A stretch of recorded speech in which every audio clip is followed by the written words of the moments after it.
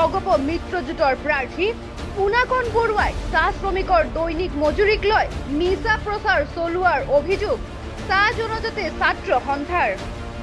এইবাৰ ভোট বিচাৰি আহিলে পুনাকণ বৰুৱাক পশু খেদা দিয়াৰ হুংকাৰ দিলে ছাত্ৰ সন্থাই।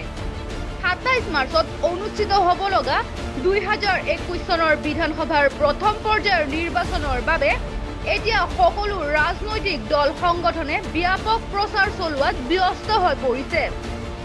১২১ নং চাবুৱা বিধানসভা সমষ্টিত এতিয়া নিৰ্বাচনীৰ প্ৰচাৰ লৈ উত্তাল হৈ পৰিছে চাহ বাগিচা।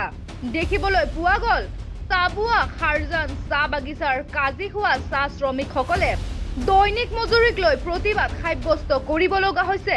চাহ জনজাতি ছাত্ৰ সন্থাৰ অভিযোগ বিজেপি অগপ মিত্ৰজোঁটৰ প্ৰাৰ্থী পুনাকণ বৰুৱাই চাহ শ্ৰমিকৰ দৈনিক মজুৰিক লৈ মিছা প্ৰচাৰ চলাই ভোট বিচাৰিছে।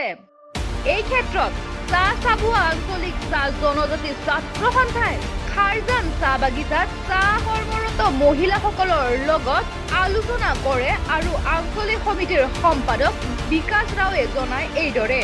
প্ৰকৃততে তৃণমূল পৰ্যায়ৰ চাহ শ্ৰমিকসকলে ১৬৭ টকাকৈ দৈনিক মজুৰি পাইছে। এই ক্ষেত্ৰত বিজেপি অগপ মিত্ৰজোঁটৰ প্ৰাৰ্থী পুনাকণ বৰুৱাই নিজৰ প্ৰচাৰ সভাত এই চৰকাৰে ৫ বছৰত ৮০ টকা মজুৰি বৃদ্ধি কৰিছে বুলিও প্ৰচাৰ চলাই আহিছে। এই লৈ এতিয়া শূন্য হৈ পৰিছে চাহ জনজাতিৰ ছাত্ৰ সন্থা আৰু পুনাকণ বৰুৱাই এই মিছা কথাৰে প্ৰচাৰ নচলাবলৈ আহ্বান জনাইছে। লগতে জনাই যদি চাহ বাগিচাৰ শ্ৰমিকসকলক লৈ ভোট বেংকৰ স্বাৰ্থত ব্যৱহাৰ নকৰিবলৈ সকীয়াই দিছে। অন্যথা চাহ জনজাতিৰ ছাত্ৰ সন্থাই তেখেতৰ নিৰ্বাচনী প্ৰচাৰ সভাৰ পৰা পশু খেদা দিয়ার হুঙ্কার দিছে। मुख्यमंत्री मंत्री हो गए से हमने हाजिरा बढ़ले तो 5 बছর में हमने 80 টাকা हाजिरा बढ़ले पहला 30 টাকা और 1 महीना पहले 50 টাকা।